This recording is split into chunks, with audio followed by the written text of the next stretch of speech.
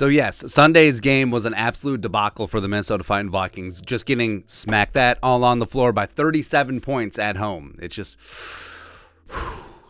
but no crying, no time to cry. Vikings still have a lot of football left, and the Vikings are still in the catbird seat when it comes to making the playoffs and also potentially making some noise. So this is from 538, who are never wrong about these things. There you go. So they have the Vikings at 99% to make the playoffs, 98% chance to win the division, and 14% chance at that first round bye, still keeping hope alive, and a 5% chance to win the Super Bowl. So now, yes, that first round bye number and Super Bowl numbers are down. I think Super Bowl was at 12%.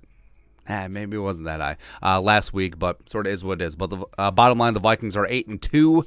They're currently the 2 seed in the NFC, and they're chasing the Eagles. But look at the Cowboys. I mean, 538 has always had a hard-on for the Cowboys, but I don't know, maybe it's justified. So they currently are giving them a 31% chance to catch the Eagles and win the division. So now the Eagles already beaten the Cowboys once in Philly, but they get together week 16 in Dallas.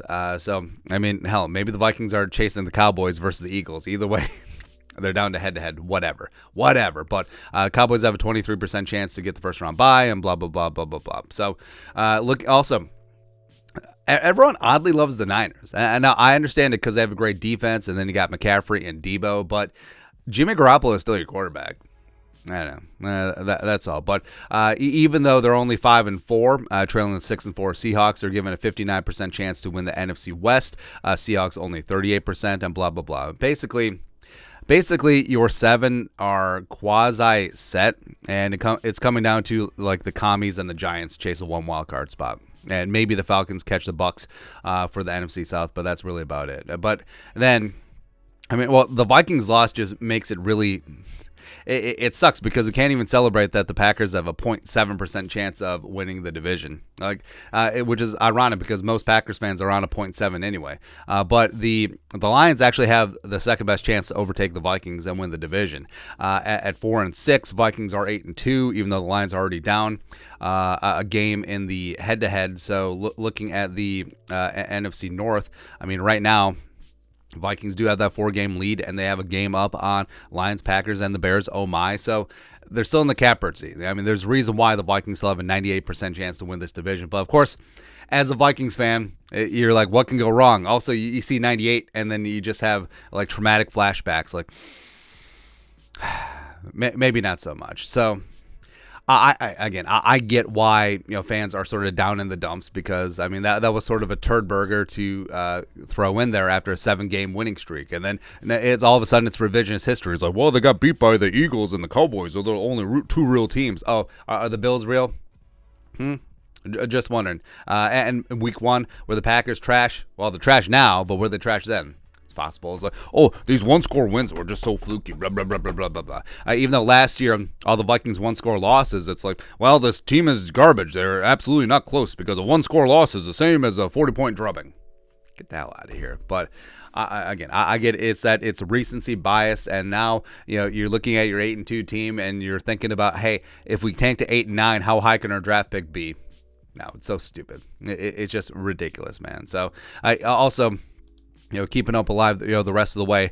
So the Vikings, if and when the Lions lose to the Bills on Thanksgiving, the Packers lose to the Eagles on Sunday Night Football, and the Bears lose at the Jets, Jets. Maybe Zach Wilson can actually throw it out of his own shadow.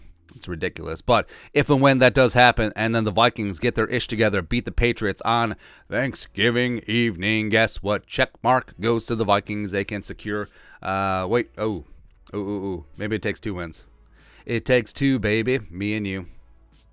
All right, so either way, the Vikings can take care of their own business. Wait, that's still not secure? Is it because it's the Vikings?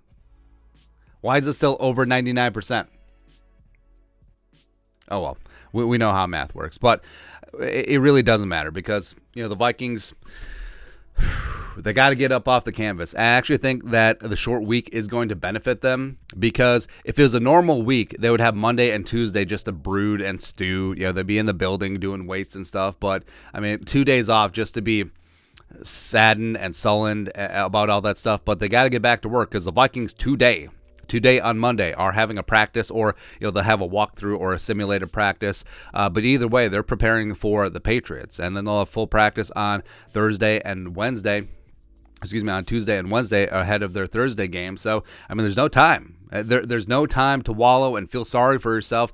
Hey, if you want to save your season, it all starts on Thursday, man, because 8-2 is fantastic, but it's a what have you done for me lately league. And guess what? You're only as good as your last at-bat. Your last at-bat, you not only struck out, but you let go of the bat, and then you took out like your Hall of Fame skipper in the dugout.